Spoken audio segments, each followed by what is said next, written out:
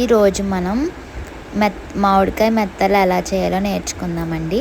ముందుగా మెత్తల్ని శుభ్రంగా వాష్ చేసుకుని దాంట్లో ఉప్పు, కారం, పసుపు వేసుకుని కలుపుకొని ఉంచుకోవాలి.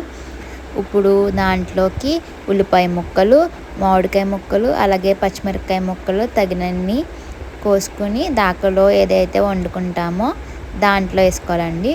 ఇప్పుడు దాంట్లో కొద్దిగా పసుపు, అలాగే ఒక స్పూన్ రాళ్ళుప్పు వేసుకోవాలి. దీంతోపాటు ఒక స్పూన్ కారం వేసుకోవాలి.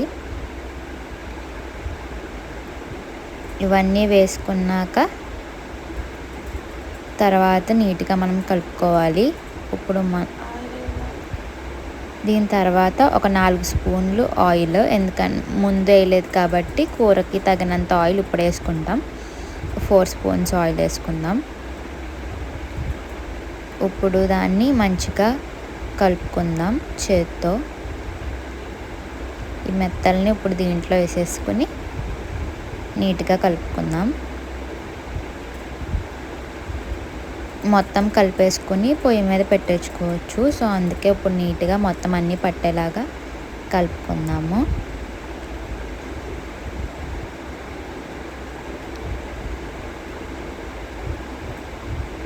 ఇప్పుడు కలుపుకున్న దాకని తీసుకెళ్ళి మంచిగా కుదుపుకుంటే అవన్నీ సెట్ అవుతాయి మంచిగా.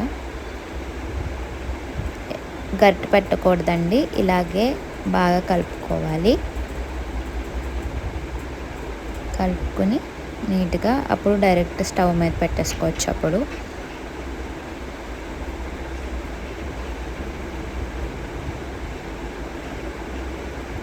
ఇది ఒక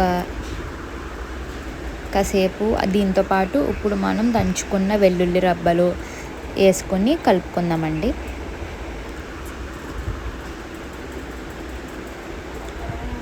ఒక 20 నిమిషాలు కలుపుకున్న దాన్ని స్లో ఫ్లేమ్ మీద సిమ్లో పెట్టుకొని మగ్గించుకుందాము. మొత్తం అన్నీ సెట్ చేసేసుకొని పెట్టేసుకుంటే ఒక 20 మినిట్స్ మగ్గుతుంది. తర్వాత ఇప్పుడు దీంట్లో కొంచెం వాటర్ వేసుకొని కొంచెం అవన్నీ మగ్గిన తర్వాత వాటర్ వేసుకొని దాంట్లోకి ఉడికించుకుంటే సరిపోతుంది.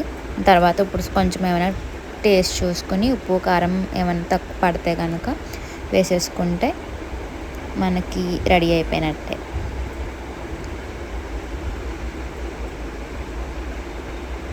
గరిటె పెట్టకుండా నెమ్మదిగా కలుపుకోవాలి.